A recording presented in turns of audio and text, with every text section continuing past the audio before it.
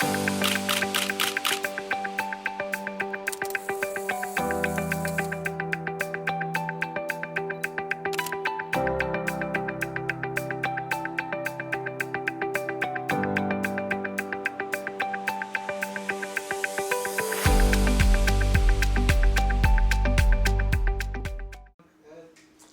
back to our show, your show, Let's Talk Stocks. In studio with us this morning is the one and only Miss Tishauna Millings. Now, Tishauna is a social entrepreneur and she's the expert, the guru in the social field. She'll take your project to the next level. Tishauna, welcome to the show. Thank you for having me. All right, so Tishauna, how come a little young girl from out in Seaford, St. Thomas, getting this kind of social projects business? I always love to start this conversation here because I remember I saw a statistic from the PIOJ indicating at the time that St. Thomas was amongst the poorest parishes in Jamaica. I think at that time I was probably 16 years old. Wow. And I was wondering why. And those were the days when people thought the parish was comatose and behind. And all I could see at that time was possibility at that young age. And I thought, if we're so underdeveloped as everyone says, it means that we're prime ground for development. And that's how I decided that this was what I wanted to do. Okay, and it's certainly not ironic that St. Thomas is on the cusp at the moment, new Yes. roads and everything. What everybody is seeing now is what I've seen for a very long time. And where I think we really need to grow is people development. Absolutely. Right? Because we have the water bodies, we have licensed beach, we have bath fountain, we have reggae falls, and the list goes on and on and on.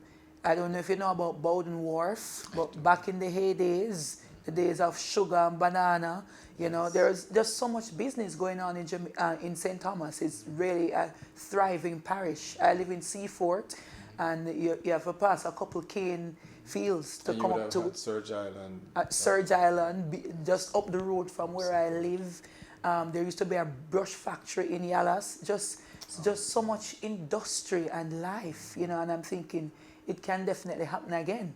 The heydays that we've had in St. Thomas, and right now it is happening. On Bob Marley's birthday, there was the opening of the road.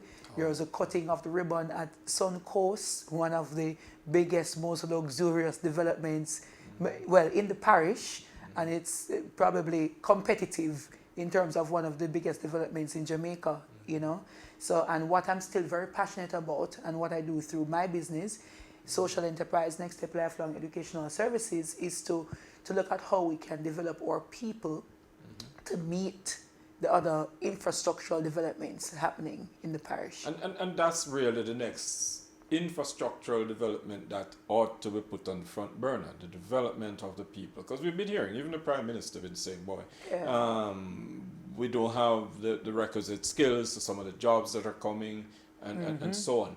Talk to me about the people at the center of the social development. All right, so I'm going to frame this in the context of what I do in my business and then take it a little bit wider, right? So I started Next Step because Next Step Lifelong Educational Services being the full name.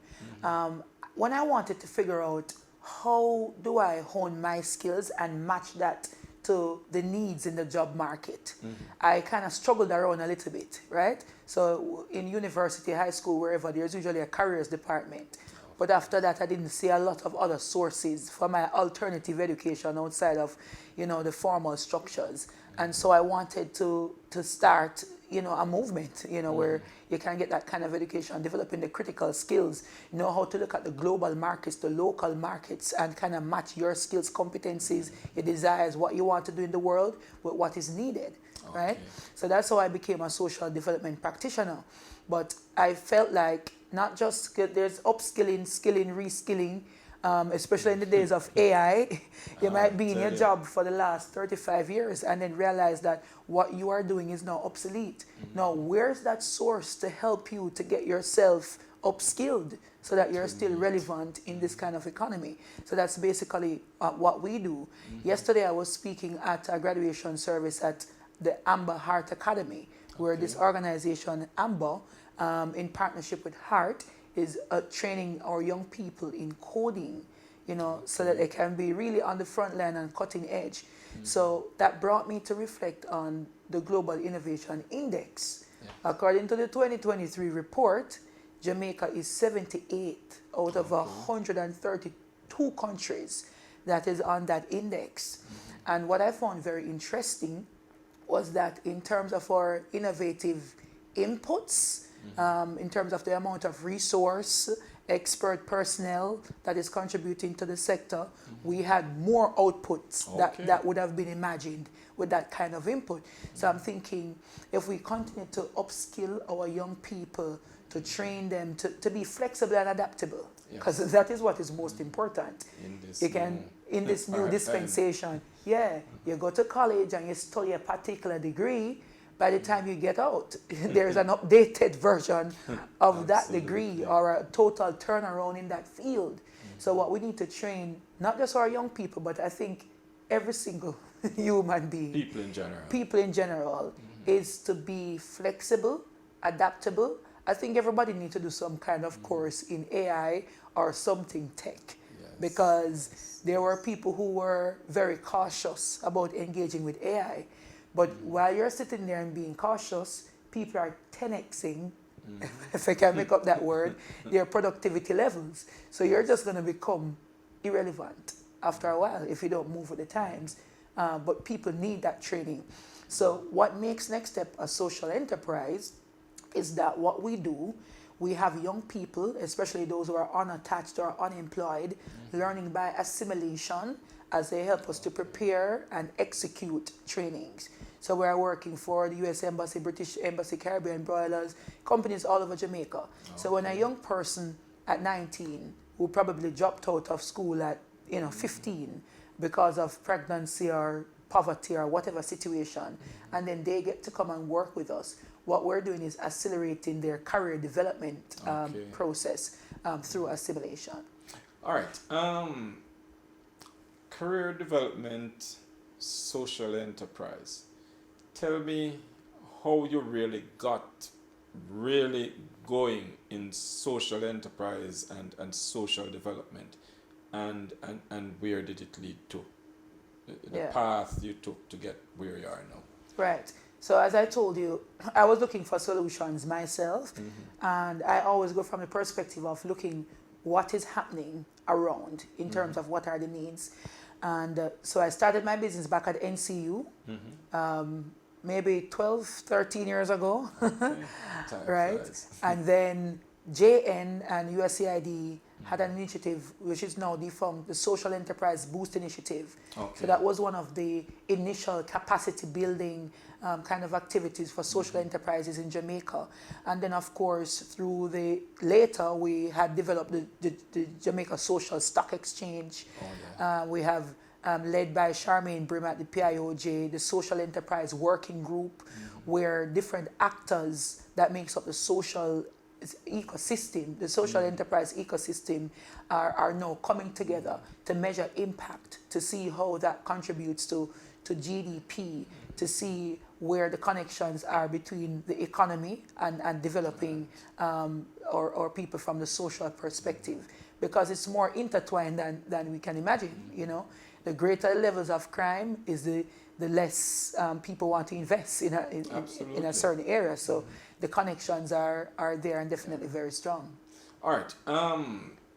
When we look at what has been happening in that social sector, so a lot of it people tend to associate with some level of charity. Yes. But the main players, the biggest stakeholders, are looking to get you not to become a charity case, but to be an entrepreneur operating something sustainable. Absolutely. So that we don't always have to keep giving you.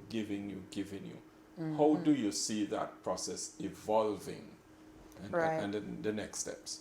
So I think people are developing a greater understanding of what a social enterprise is. Yes. Right? So a traditional business is into business mainly for the purpose of making profit. Right. And they might have some CSR projects, right? And then a charity basically operates around a particular need, right? And they take grants or, charity funds, right? But a social enterprise now operates for profit and impact, focused on a social mission. So whatever they're earning in terms of profits feeds the social mission, but they are sustainable. They are making income. Like, for example, my social enterprise operates on a cross-subsidization model.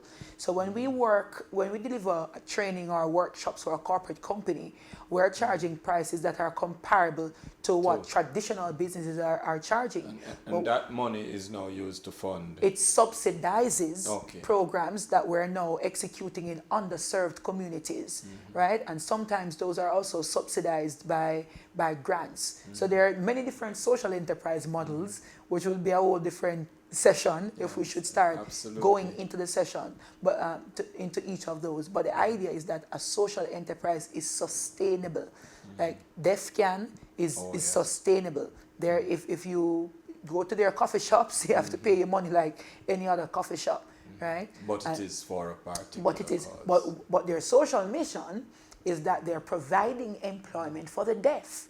So they're making profit like any other business, but they're providing employment for the deaf. I think about 90% of their staff is deaf. That would have been a government responsibility to make sure that deaf people are part of a disabled community are employed, because they are productive citizens as well. Here's one of the things. And can the social sector help us with crime and so on? And here's a context in which I'm asking the question. A lot of times we get the feedback that, the underserved community, as you call them, the unattached youth, which society tells us are a problem, that they cause a lot of the mayhem that's happening. And therefore they need social intervention. Is that social intervention different from social enterprise in the way you guys operate social enterprise? So the social sector includes social enterprises. Right.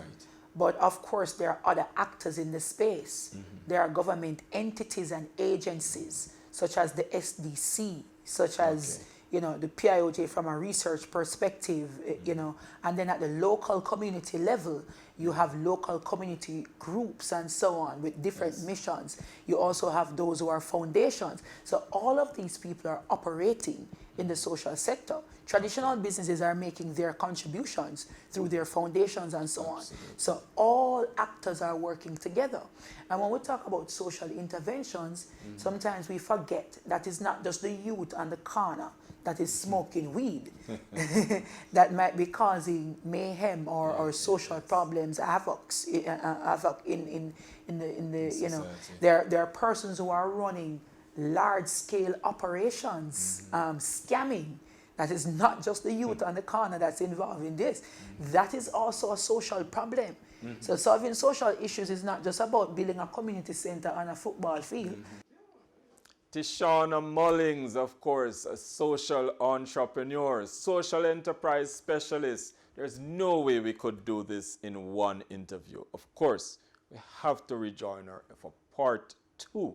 Ensure that you rejoin us. You'll hear all the exciting things she's talking about as to how the social enterprises will help to develop our economy.